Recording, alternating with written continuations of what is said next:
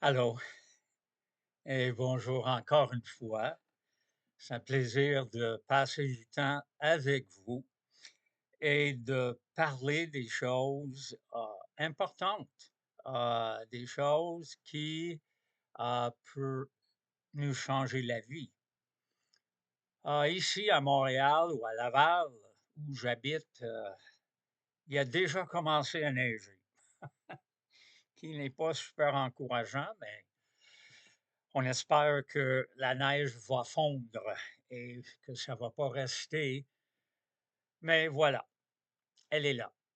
Alors moi, je suis Scott Campbell, je suis un pasteur retraité qui, pendant presque 40 ans, a a servi le peuple, francophone, du Québec et aussi, d'autres d'autres ethnies ici à Montréal, dans la région.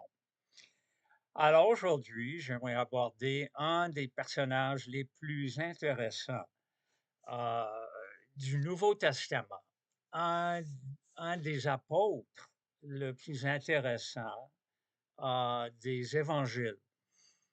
Vous savez, Jésus avait beaucoup de disciples qui le suivaient. Disciples à l'époque voulait dire comme il y avait des apprentis.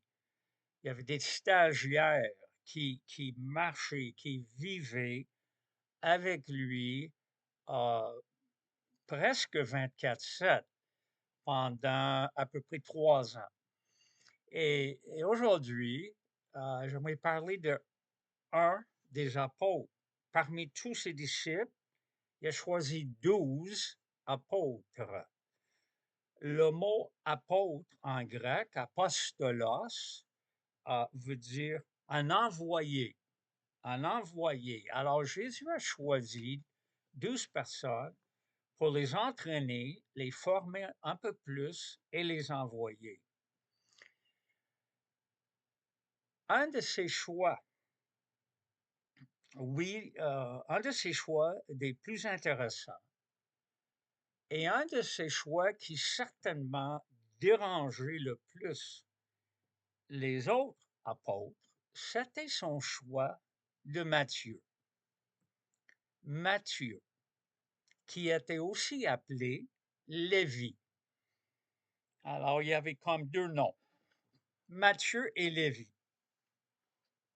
Les parents de Matthieu, certainement, avaient beaucoup d'espoir face à ce petit garçon qui était né. Matthieu veut dire le nom, veut dire don de Dieu. Et euh, Lévi, Lévi veut dire attaché ou euh,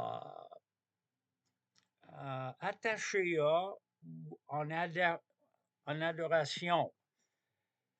Alors, ses parents, les parents de Matthieu, certainement cherchaient un enfant qui allait grandir et qui allait marcher avec Dieu, suivre Dieu, servir Dieu.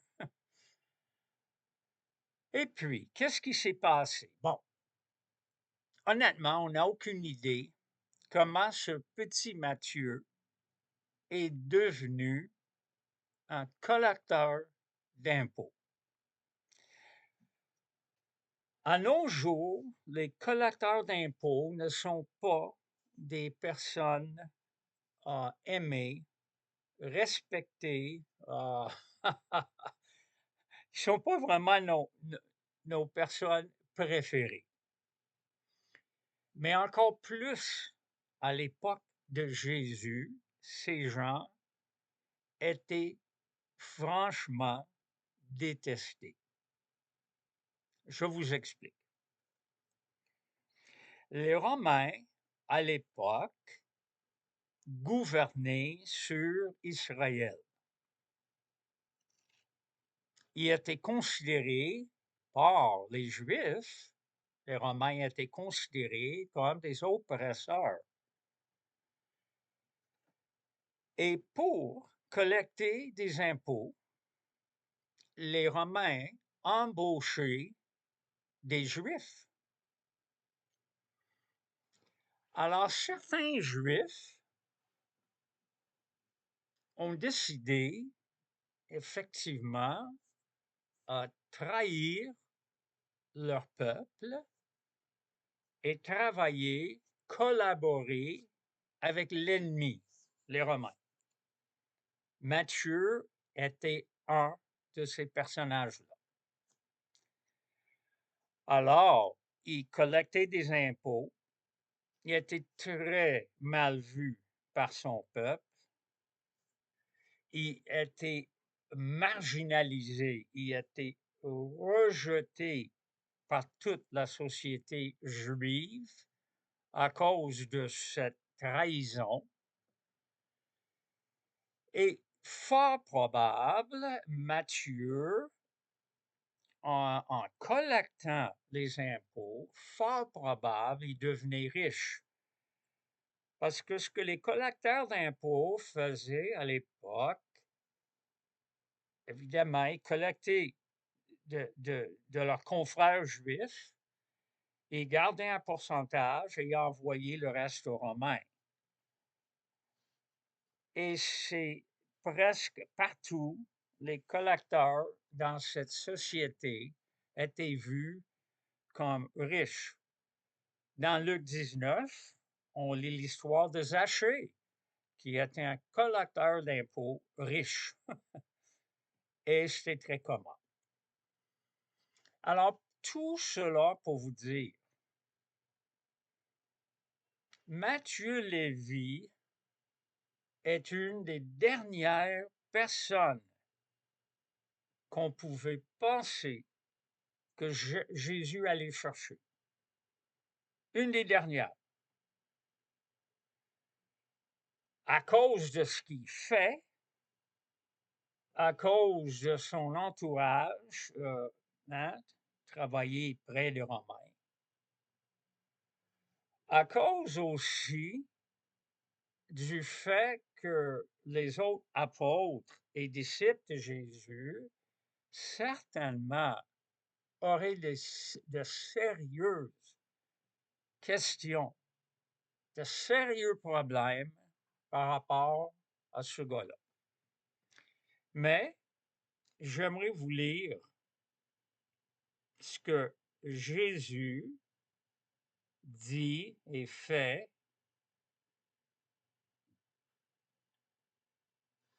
On lit dans Matthieu 9, 9. C'est très, très simple ce qui est raconté. On lit que Jésus marchait près du bureau des collecteurs d'impôts et il voit un homme appelé Matthieu assis à ce bureau. Jésus lui dit, suis-moi. Et Matthieu se lève et il suit Jésus. C'est incroyable. À plusieurs niveaux. Ça, c'est une face-à-face avec Jésus hors du normal. Le collecteur d'impôts, marginalisé, détesté, traître à son peuple, en main dans la main, il travaille main dans la main avec les Romains. Il est probablement riche. Et Jésus lui dit, suis-moi. Deviens un disciple et plus tard un apôtre. Apprends de moi. Jésus ne voit personne comme nous le voyons. Qu'est-ce qu'il voit en Matthieu? Et plus important, qu'est-ce que Jésus a dans sa tête pour Matthieu? Quelle est la vision que Jésus a pour lui? Quelle est la vision que Jésus a pour ta vie, pour ma vie? Il regarde Matthieu, il voit Matthieu tel qu'il est, et quand même, il dit, suis-moi. J'ai un projet pour toi. J'ai une vie à te donner, une vie différente. Et Matthieu, qu'est-ce qu'il voit dans le regard de Jésus? Qu'est-ce qu'il voit pour qu'il quitte tout cela, l'argent et puissance à cause de cet argent-là? Mais il voit quelque chose, il entend quelque chose en Jésus. Et il se lève et il va le suivre. Et c'est comique, franchement, il y a de l'humour de voir que bientôt après, Matthieu a un repas, il invite tous ses amis collecteurs d'impôts. Il veut que Jésus rencontre ses amis.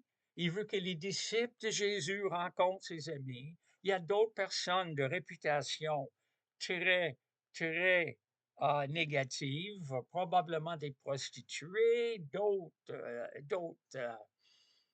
comment je peux dire, d'autres bandits. Mais voilà, c'est son entourage à Matthieu. Et il est tellement encouragé que Jésus l'a choisi. Peut-être il a pensé, bon, il peut choisir d'autres personnes dans mon entourage. Wow! Jésus, c'est quelque chose. Il voit au-delà. Il voit plus loin. Peut-être il voyait, oui, quelque chose dans le cœur de Matthieu. Parce que Jésus ne juge pas selon les apparences. C'est fantastique. Et les pharisiens, à l'époque, ils arrivent et ils disent, pourquoi Jésus mange-t-il avec tout ce monde-là? Les rejetés, les marginalisés. Et Jésus répond, il dit, moi, je cherche des gens qui sont malades. Je suis comme un médecin. Je cherche des malades. Je ne cherche pas ceux qui se disent en bonne santé. Alors, toi et moi, Jésus nous voit. Il veut changer nos vies, ça continue jusqu'à notre mort. C'est merveilleux. Et il voit bien au-delà de tous nos bébites, nos fautes, nos mauvaises actions. Il nous appelle, il dit, suis-moi, suis-moi. Viens me joindre, viens joindre mon équipe. Quel privilège. Alors, merci Mathieu Lévy de nous avoir démontré que n'importe qui peut être accepté et aimé par Jésus. Ah, OK. Salut.